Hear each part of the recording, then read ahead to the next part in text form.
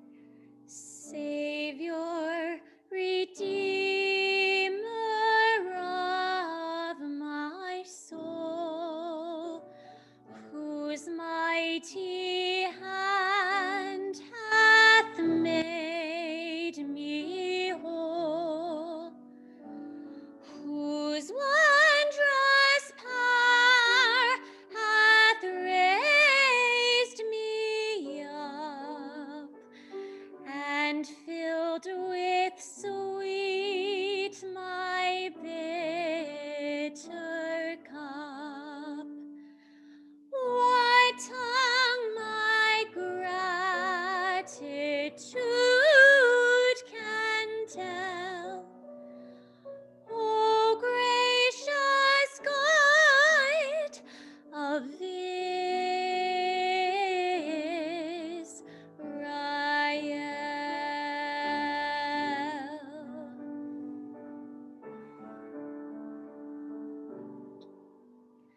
Never can I repay thee, Lord, but I can love thee, thy pure word. Hath it not been my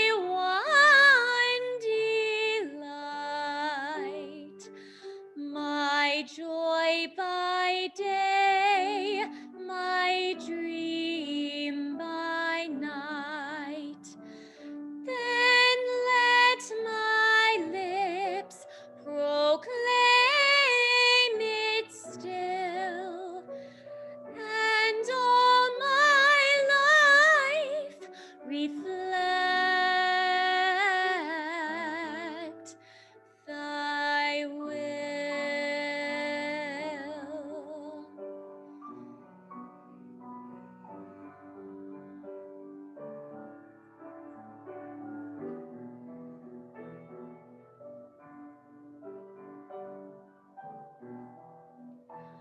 O'errule my next to serve thine ends, change frowning foes to smiling friends, chasten my soul till I shall be in perfect harmony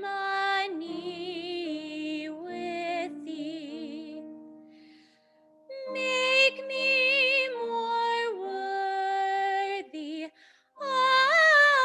thy love, and fill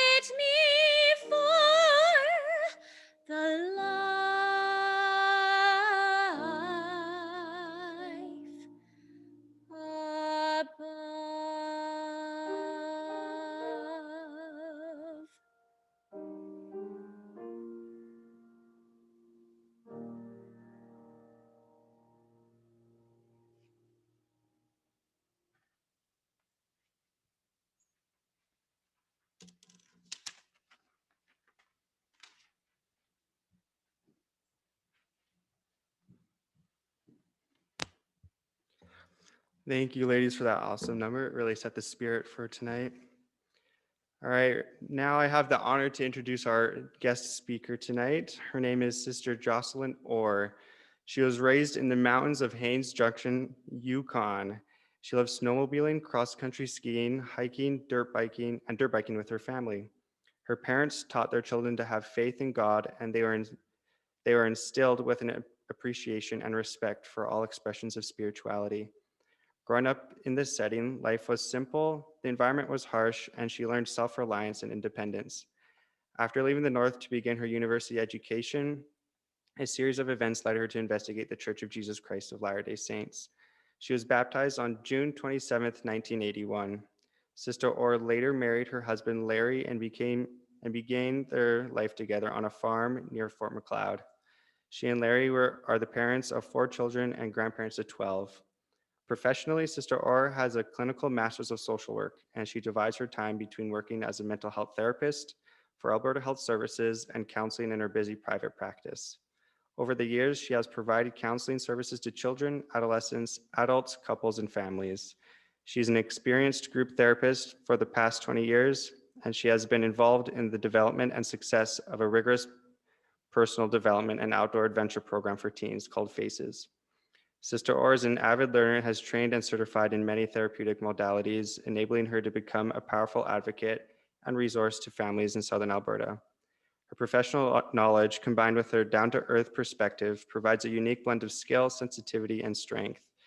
While Sister Orr puts her heart and soul into long days serving people through her work, she also makes time to play. She loves spending time with her family. She loves traveling, eating ice cream, activities in the great outdoors, hot sunny days, and motorbiking. We hope that you guys will take something and listen carefully to what she has to say tonight. I'll now turn the time over to Sister Orr.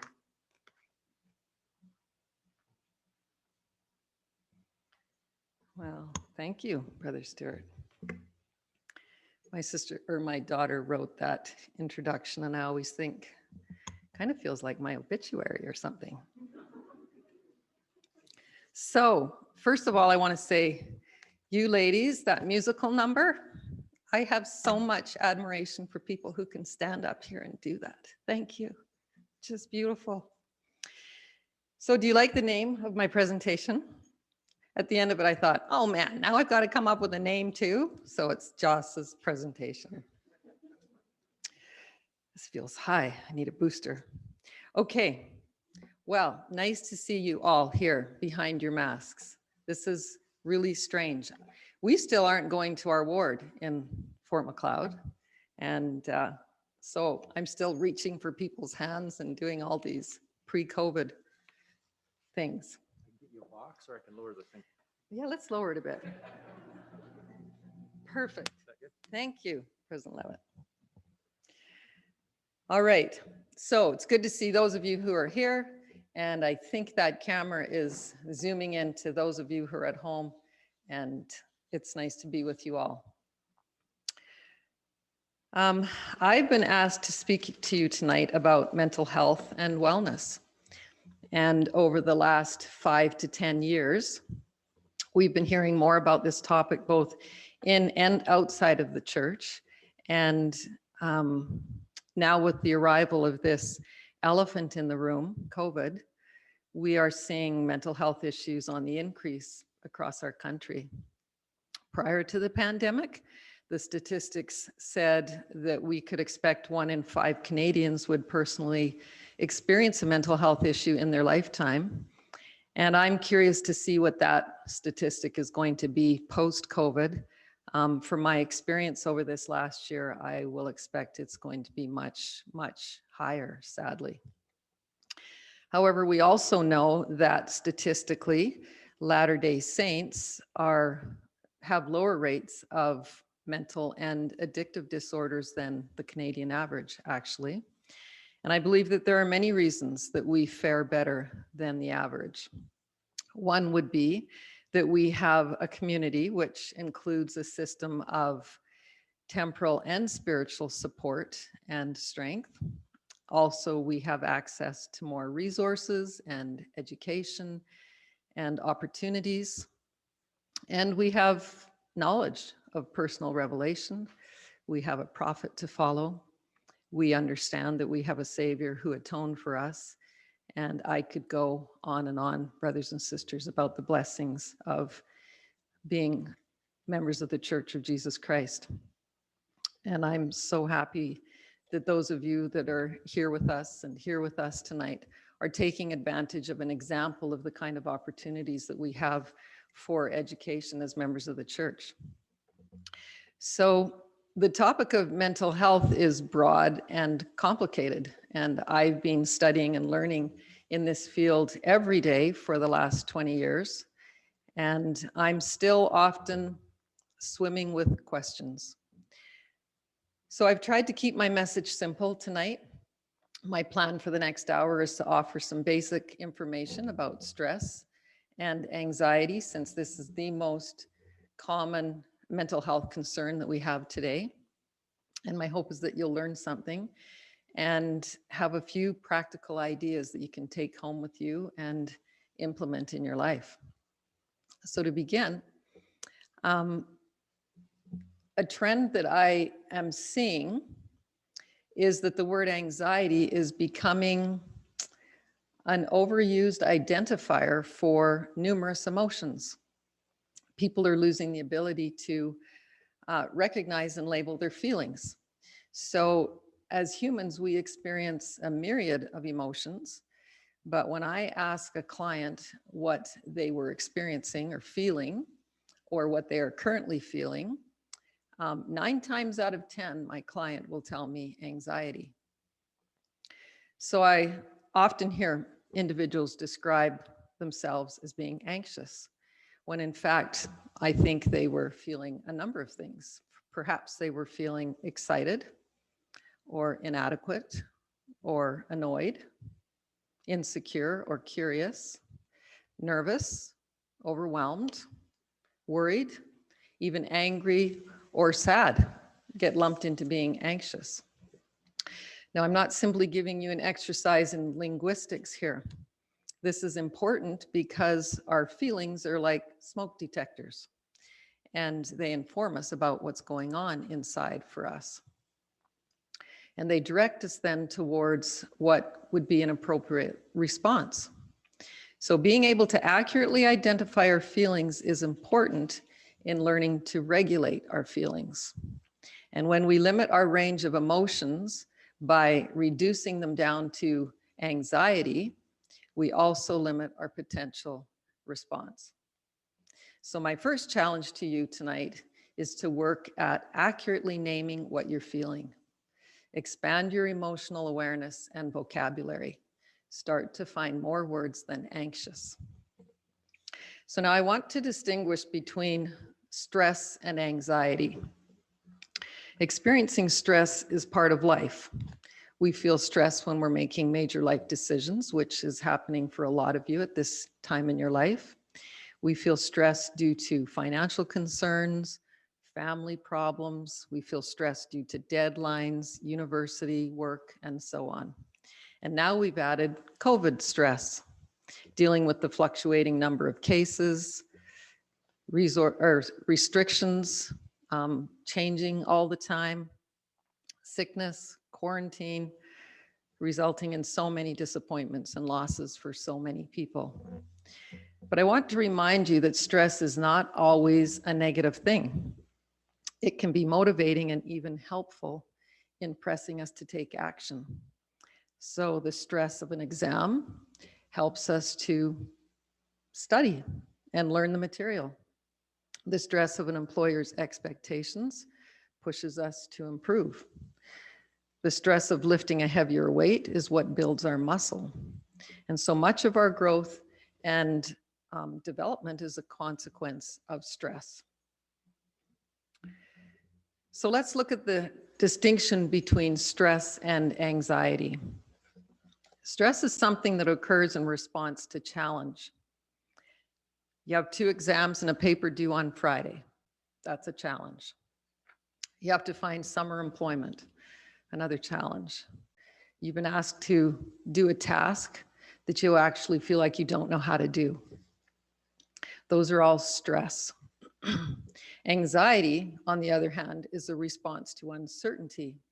Now, when I use the word uncertainty, what I'm talking about here is when something actually doesn't have a solution, when it's out of our control, when it's actually unknown. So is the sun going to shine next Sunday? I don't know. If I go to the fireside, will I see anyone I know? Maybe. And when's this pandemic going to be behind us? Who knows? Those are all examples of uncertainties. Life is full of them. Stress is something that we experience when a challenge feels too difficult. And the challenge can be too difficult in two ways. We either have too much challenge, that's quantity stress, or we don't know how to handle the challenge, that's quality stress. Anxiety, on the other hand, is a physical, mental, and emotional response to uncertainty. Stress has a solution. If it's a real problem, it has a real solution. And our task is to figure out how to handle the challenge. Anxiety, on the other hand, is a condition looking for content. And by this, what I mean is that we all have a visual attention system that works like a spotlight, scanning the world around us. This attentional spotlight decides what occupies our focus of attention. What falls inside the spotlight is consciously processed, while that which is outside is not. The spotlight allows our mind to focus only on what's important while ignoring the irrelevant.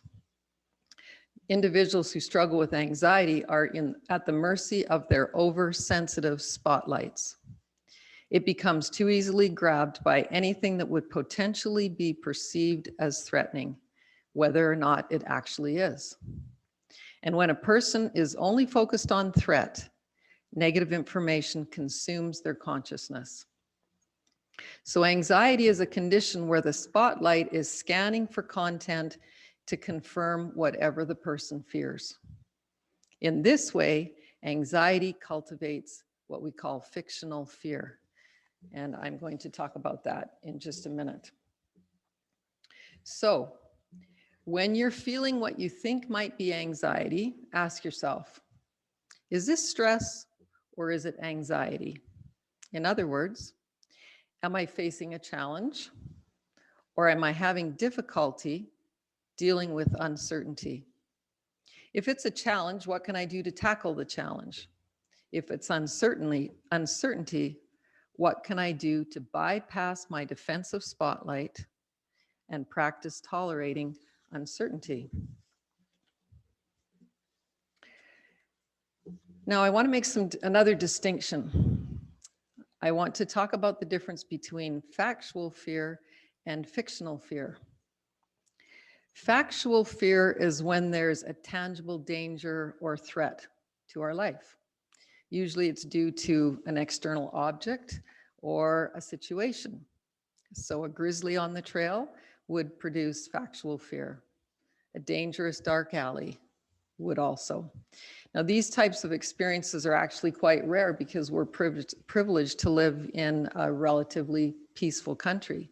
But if we lived in Syria or a dangerous slum neighborhood in a huge city, we would actually experience much more factual fear on a daily basis than what we fortunately do here.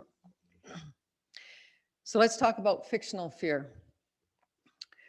This is when we're afraid of everyday situations, and they might have a negative truth to it, but most of the fear is just attached to the story that we've made up about it. So let's say I have a fear of elevators. I step into the lobby of a hotel and I see that the only way I'm going to get to my room is this dreaded elevator. Now, perhaps I've had a previous experience of getting stuck in an elevator, or the story that I've told myself is that I can't breathe in small places and elevators are small, so I tell myself I can't breathe in an elevator. Meanwhile, 5 people are hopping on and off the elevator and they're breathing just fine. That's an example of a fictional fear. Now, I think it's helpful to have you understand some of the neuroscience that's happening in our brain in both fictional fear and factual fear. So if a grizzly came roaring into the room that you're sitting in right now, your brain would automatically set off an alarm system built to save you. Now, it's helpful to understand this because not only is our alarm triggered when we are in factual fear, when the grizzly's in the room, but that's also what hijacks us when we go into fictional fear, when I'm standing and looking at the elevator. So for we visual learners, I want you to think of it like this. Here where my wrist is represents our spine. And right at the base of my palm is what we call the reptilian brain. It's right back here at the back of our skull. And that is the part of our brain that's responsible for our fight, flight, freeze reaction. That's an autonomic system to keep us alive. And it fires right from there, if this is our brain, okay? Right where my thumb is, that is the limbic brain. And that is responsible for our emotional processing. And it receives information from our central nervous system. Now, where my fingers are, that represents this big part of our brain in the front, our prefrontal cortex. That is our thinking brain, problem-solving brain. We're all in our prefrontal cortex right now while you're listening to me. So when we're calm, all of these parts of the brain are working in harmony. They are connected and they're communicating. But when the grizzly suddenly comes roaring into the room, the reptilian brain is triggered from here, and the rest of the brain goes offline. It's no longer there for us to use. So we don't think and we actually don't feel when our reptilian is triggered. Now I'm going to tell you a story about this to help you understand that. I had to drop some paperwork off to a farmhouse one day, and the people said, "We won't be home, just hang the documents on the back door." So I came walking around the house and came around the corner, and there was a massive dog sleeping in the sun, and I startled him. And he was on my leg like that.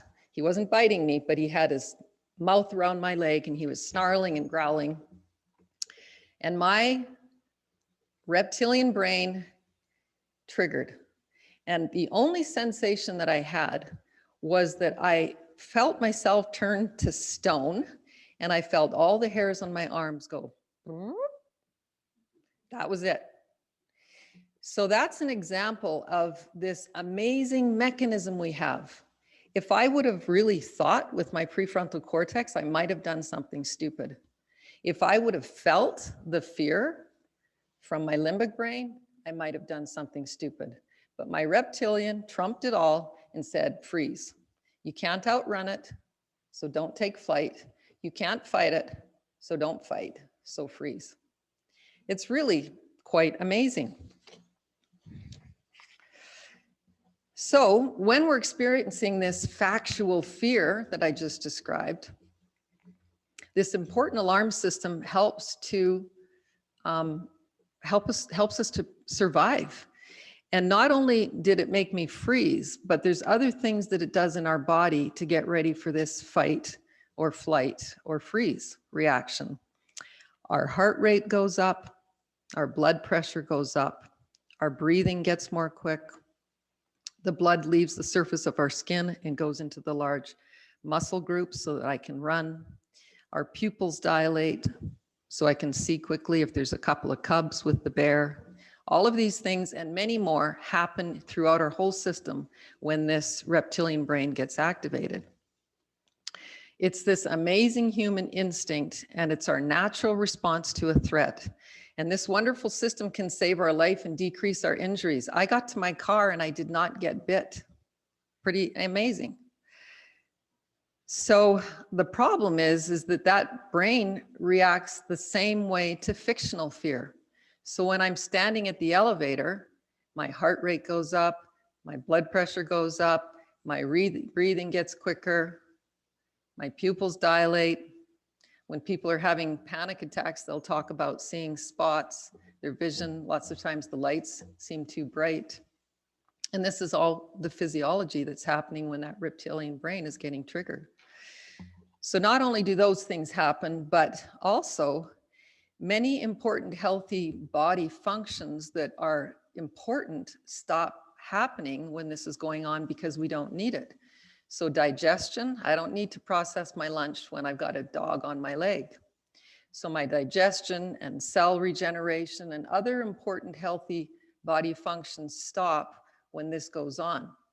And so this is one of the reasons that anxiety presents as a health risk to people, because anxious people are frequently firing this stress response system in their lives every day unnecessarily.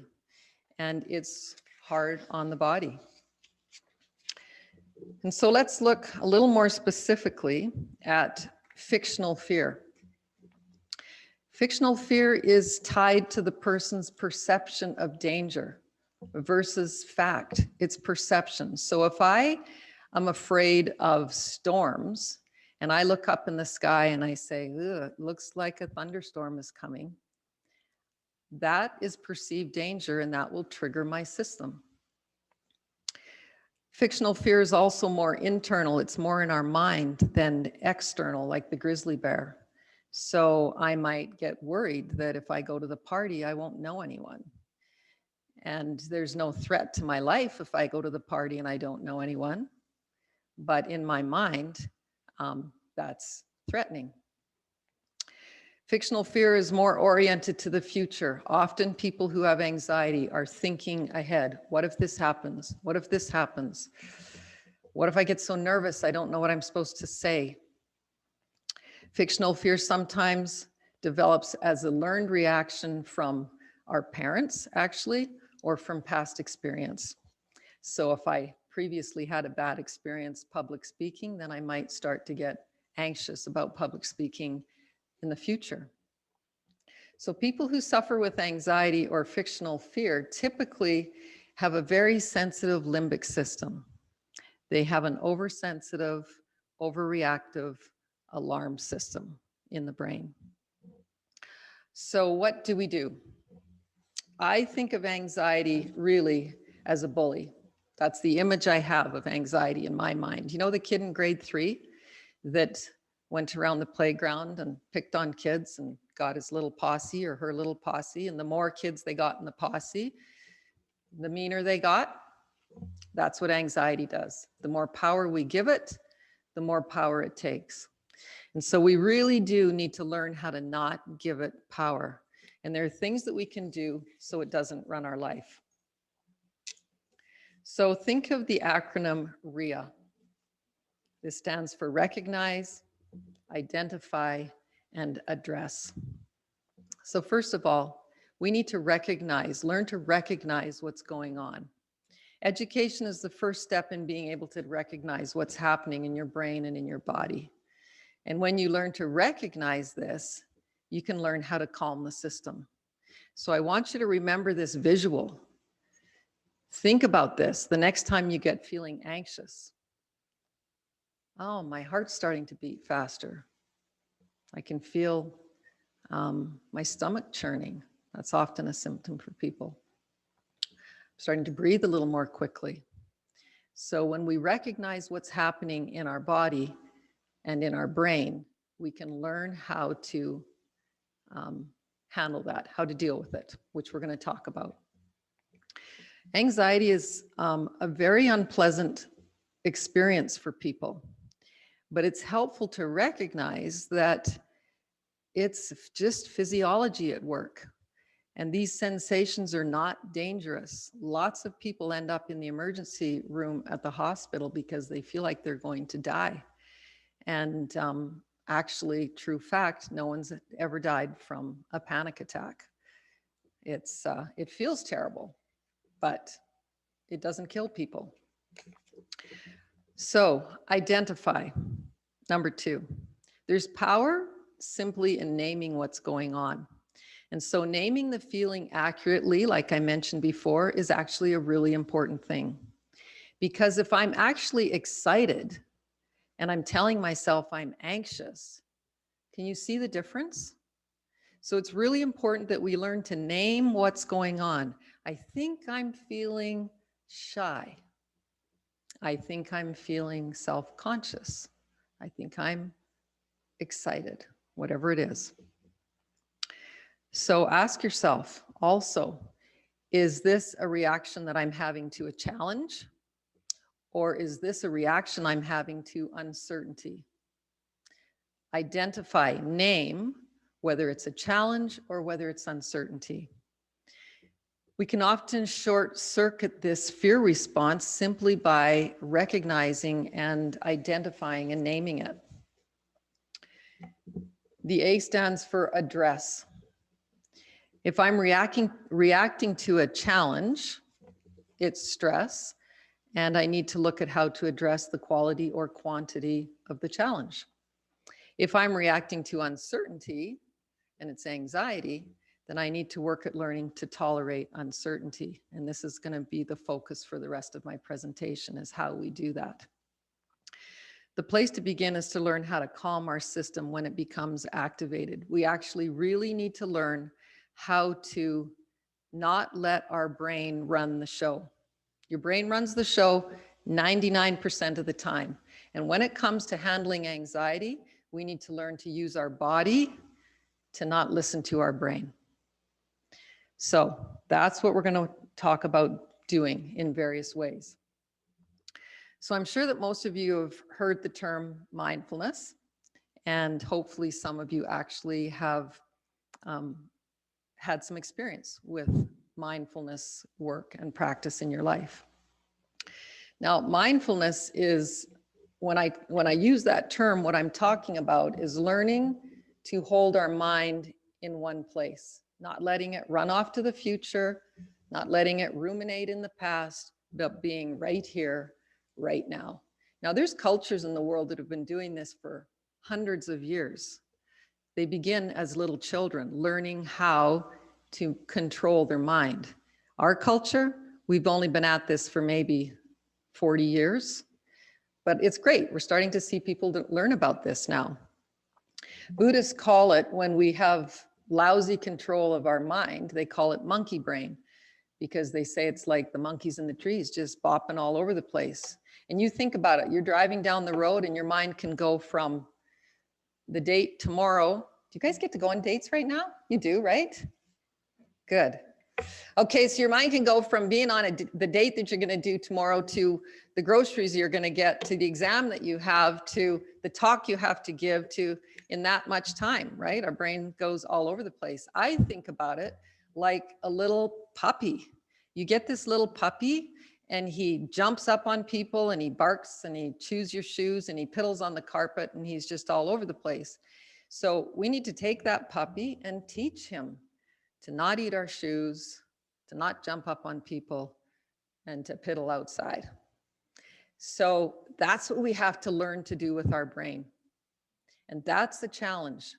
You try and be mindful for 5 minutes and your brain is going to go bonkers for the first while. But that's why we call it a practice. So there's another thing that is important that I want to explain to you here as we're talking about this. There's two divisions in our autonomic nervous system. One is called our sympathetic nervous system. That's the reptilian brain is activating the sympathetic nervous system. And we have the parasympathetic nervous system, which is the opposite. It's the calming system. Sympathetic, parasympathetic, all right? Now, when we exhale, we engage our parasympathetic nervous system, the chillax system in our body. The reason this is important is because this is one of the simplest ways to bring yourself down.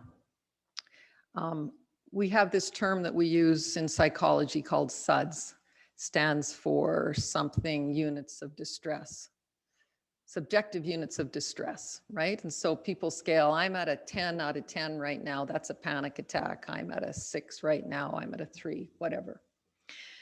So that's another thing that's good for you to think about, is to start to get a read on where you are in activation And simply by engaging our parasympathetic nervous system through an exhale, we can bring ourselves down a couple of notches. All right? So we're actually going to do this for just a minute here. What we're going to do is I want you to just, right where you are right now, put one hand on your tummy. And as you breathe in, I want you to feel your tummy rise. And as you breathe out, you're going to feel your tummy fall. That's diaphragmatic breathing. That's how we want to when we're working on breath. Now, at first, when people are doing this, they get dizzy and feel really weird. But once you get more used to breathing, you'll get so you can breathe deeply. If you watch a little baby that's laying down, their little tummy's going blink, blink, blink. They breathe down deep in their belly, right? That's because they haven't gotten conditioned like we all have to just breathe in the upper part. So what we're going to do is I'm going to have you breathe in, and you're going to count in your mind. Say if you breathe into a count of 5, you're going to just hover for a couple of counts at the top. Then I'm going to have you exhale to longer than your inhale. So if you went into 5, I'm going to have you exhale to a 7 or 8, whatever you want to do. We're going to do this 3 times. And the reason for this, and then I want you to go back to your normal breath. The reason we're doing this is because I want you to get so that you can recognize the parasympathetic nervous system kicking in. I have a client just last week. She has horrific anxiety, and she was so happy. She was in Walmart for the first time in a very, very long time. And she started to get anxious, and she went to the back of the store. She did 3 big breaths. She brought herself down from a 9 to a 6. And she finished her shopping. Usually she would have ditched the cart and left the store. So learning how to bring ourselves down just through a breath can be really helpful. Okay? So we're going to do this. You at home, do it too. Okay? So what we're going to do in your own time, you're going to breathe in. You're going to exhale longer than your in-breath. We're going to do it 3 times. And at the end of that 3rd breath, I want you to just be still for a minute and notice what you feel. Now, when I feel my parasympathetic nervous system kicking in, I feel this lovely little tingle through my body. The other thing that I feel sometimes, it's like, you know, when you unplug a computer and it goes, that's the feeling I have sometimes. But clients describe it to me very differently. They'll describe it in ways like, oh, I've never heard of that one. So we're all very different, but it's important to know because I can call on my parasympathetic nervous system very, very quickly, and I can come down very quickly. Okay, we all get nervous. Okay, you ready? Here we go. So it'd be nice if you just close your eyes, do 3 big breaths, exhale longer than your inhale. Here we go.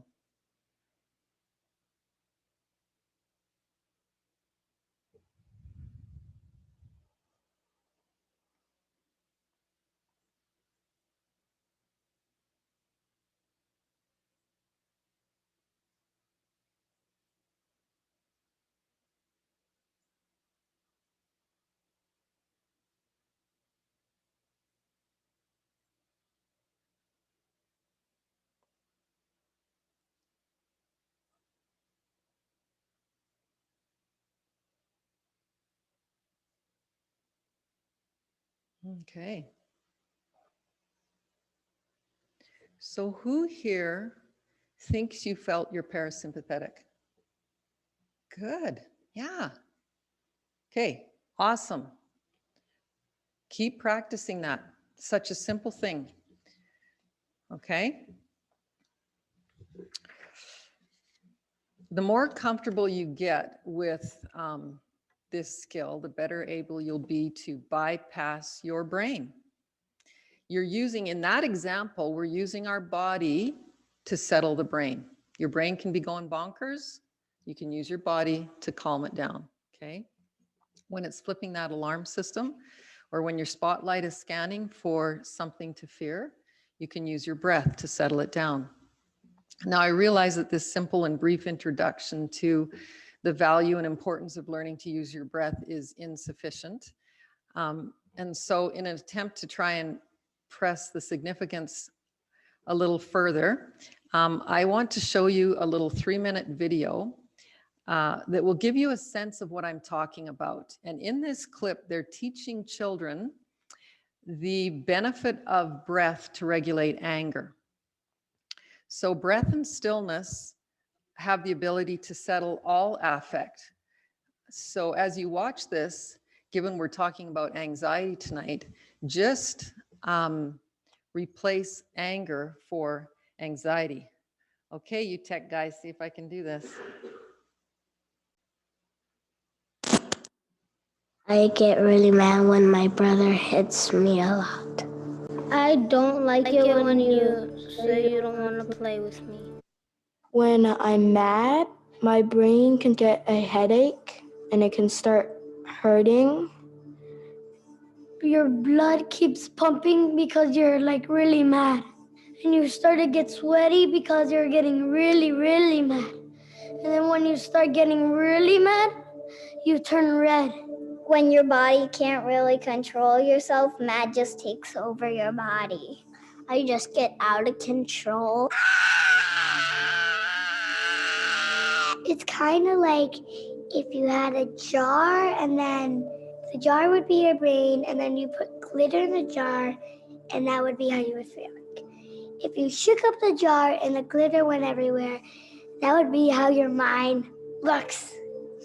And it's like spinning around and then you don't have any time to think. And you sometimes punch stuff and people when you don't really mean it. When I get angry, I feel it in my heart. I really don't like when I get angry. The amygdala really reacts, but the prefrontal cortex tries to keep it down. When I feel like I want to, get really angry and yell, I just sometimes, take deep breaths. First you find a place where you can be alone, then you find some way to relax and calm down. When I need to calm down, I take deep breaths. I breathe in through my nose. Sometimes I close my eyes or just take deep breaths. It's coming down, it's not moving. It's slowing down and then it stops. And the heart pumps slow and then it goes into your brain. It's like all the sparkles are at the bottom of your brain. My brain slows down and then I feel more calm and then I'm ready to speak to that person.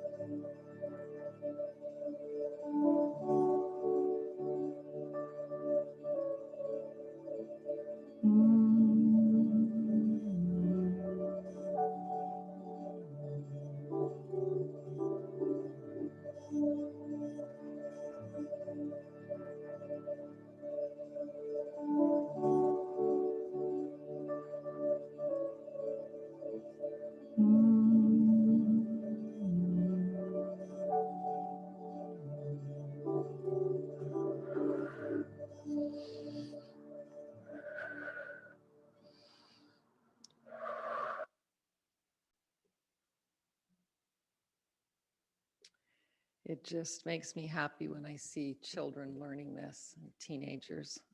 I think I see a couple of my faces, kids back there. So happy to see you. One of the things that we always used to do at Faces, this was a camp for teenagers, is every night before bed, we'd lay them all down on the yoga mats and teach them about relaxation and breathing and how to calm their system down. And in my mind, that was probably one of the most important things that we could teach them to do when we were with them for 2 weeks. So there's numerous books and free apps and videos like YouTube videos and websites and podcasts that can help you to learn this practice. And I would really encourage you to start to experiment with it if you haven't already. And I'm sure many of you already have been. All right, we're going to just focus on attend here for the last bit of my presentation.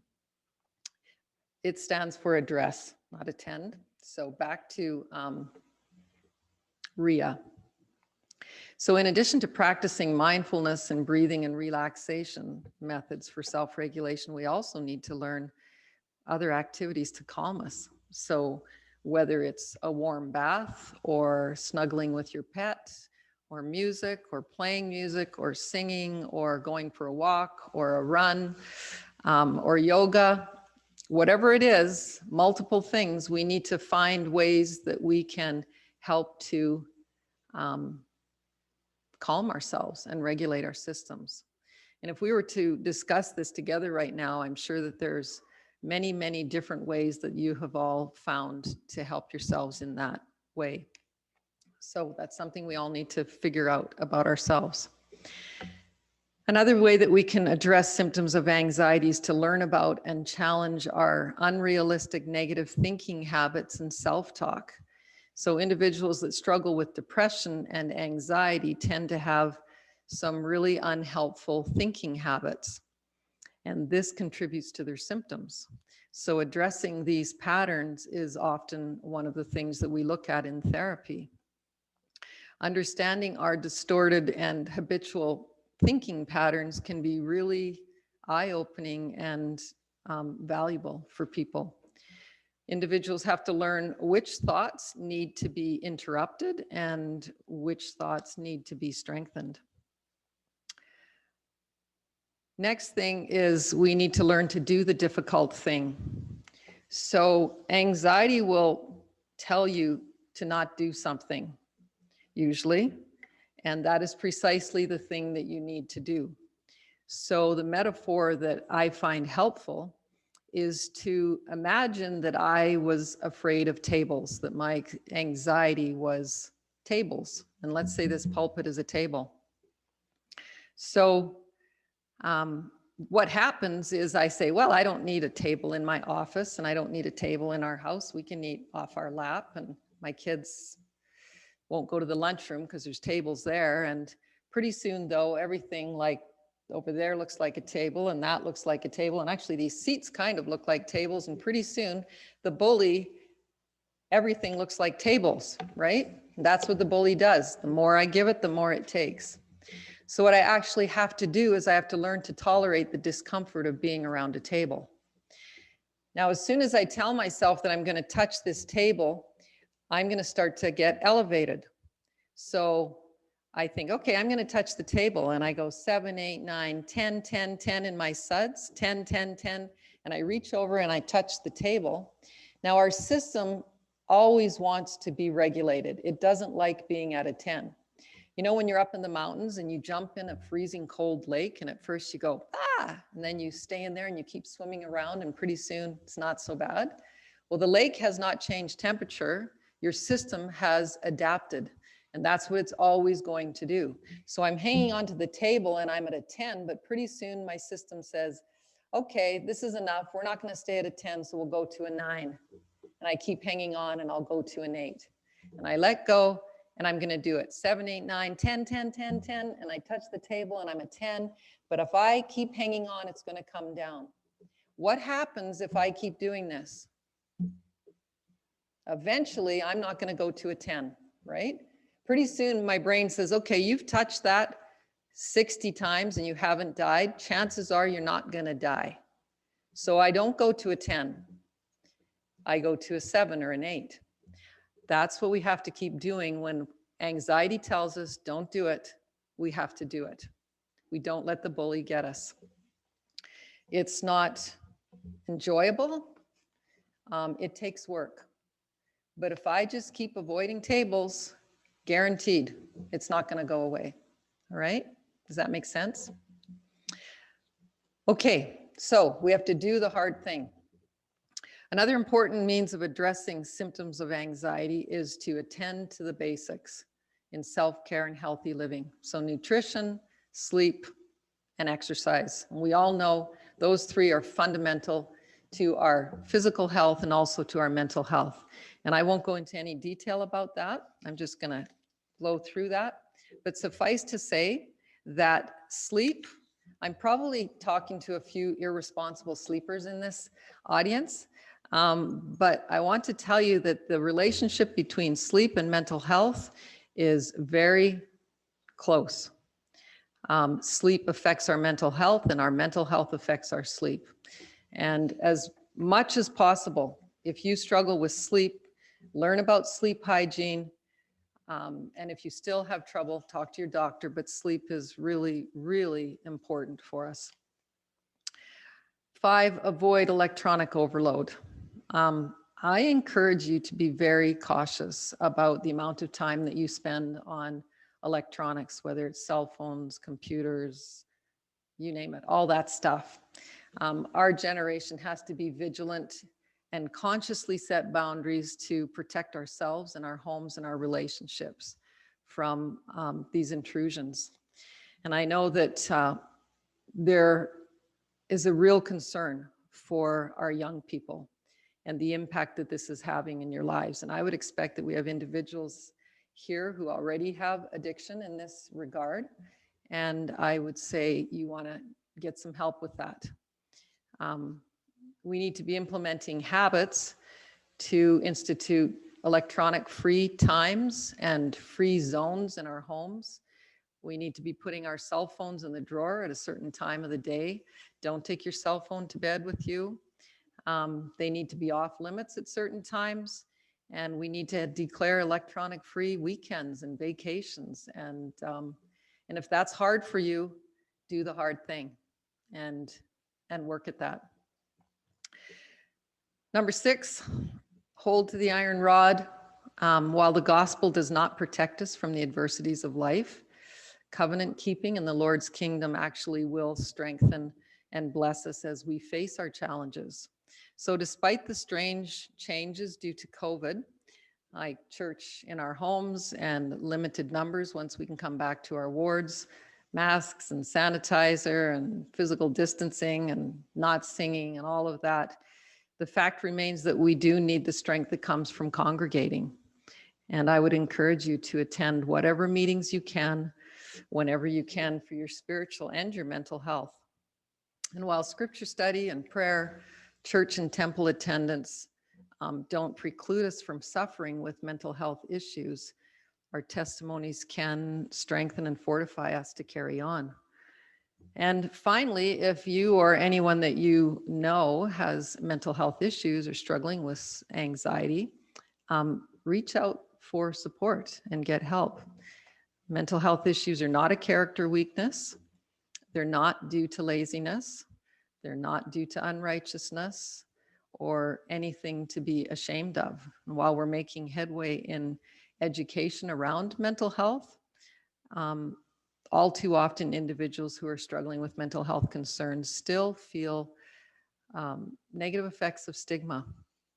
And so furthermore, especially for members of the church, at a time when they most need to feel the presence of the Spirit, mental illness often robs people of the ability to feel the comfort and the security of the Spirit. So the danger is that they might perceive that they are not worthy of the Spirit or that the Lord has forgotten them. So a sensitive bishop or a Relief Society sister or a ministering companion or a roommate or a friend can be a tremendous help in this regard. So when a brother or sister in the gospel reassures them that the Lord has not forgotten them, they may listen to you when they will not listen to themselves. So, and seek professional support if it's necessary. We have resources in our community. So one last thing, given our current circumstance, I'd like to conclude with just a couple of thoughts specific to supporting your mental health during the uncertainties of this pandemic. Our province has drifted between varying degrees of concern and risk and lockdown, and we've all experienced varying degrees of distress and disappointment and frustration. And I assume that collectively, we have varied experiences regarding the day-to-day impact of COVID. So while some of you might be living relatively unscathed in terms of health and circumstances and financial impact, others have been tremendously impacted by COVID. Some of you might be employed with fluctuating degrees of intrusion, and others have persisted in your post-secondary endeavors. Some have thrived with the online structure, and others have withered and waned under the pressure of it. So I'd venture to guess that some of you have made the best possible use of this time, while others have collapsed into feelings of boredom and loneliness and disappointment and isolation. But regardless of your circumstances, I'm certain that we are all feeling this COVID fatigue. So in Old English, the term health means complete or whole. So we humans are healthiest when we feel, and we feel more whole when all dimensions of our wellness are attended to. So our social and physical, emotional, intellectual, and our spiritual wellness are all so very important. So we're wise to consider all these domains as we look at how we spend our time. And now there's many resources available that regarding COVID, but I'm going to just give you my summary of my top 7 30-minute COVID tips. So here they come. First one is stick to a routine. Despite what goes on during your day, go to sleep and wake up at a reasonable time. Routine will increase your sense of control. Number 2, immerse yourself in the gospel for 30 minutes every day minimum.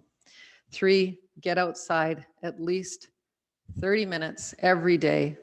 Fresh air and sunshine and snow and rain will feed our souls. Wind, I don't know. 4, make sure that you move your body. Engage in some type of physical activity every day for at least 30 minutes. Go for a walk or a run. Go online and find a fitness class. Do a yoga class online. Put on your music and dance. Do something. Move your body for 30 minutes a day. 5, reach out to others for some sort of human connection at least once a day for 30 minutes. Connect with other people to seek or offer support through FaceTime or Skype or Zoom. I have a client who has been in her house since March. Can you imagine that? She lives in a small town.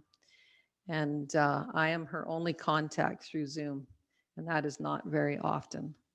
So that brings me to number 7, but I've skipped 6. I'm going to go to 7 first. Service. Find ways to help other people. Grocery shop for them. Check on the elderly. Find people like my client who's all alone and make contact with them.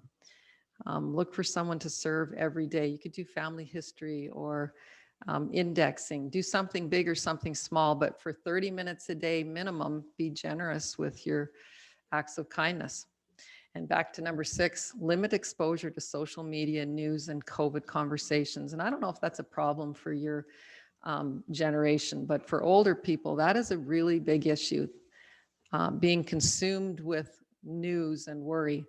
Much of the information that's consumed by the public is actually sensationalized and alarmist, and it's not very helpful. So I encourage people to find 1, 2 valid, accurate sources and then limit their exposure to 30 minutes a day max. We have people that are watching COVID for hours. All right, that's my 7 quick COVID tips, 30 minutes a day. Brothers and sisters, I just want to share my testimony with you. I joined the church when I was about your age, and it was probably the wisest thing I did in my life. I had a good life before I joined the church, but I have had a much better life, and I will have a much better eternity because of my membership in the Church of Jesus Christ. I'm grateful for the gospel. I'm grateful for our prophet. I'm grateful for my Savior, and I'm grateful for my testimony. I encourage you all to hold on to your testimonies and to stay close to the Savior. And I leave these thoughts with you in the name of Jesus Christ. Amen.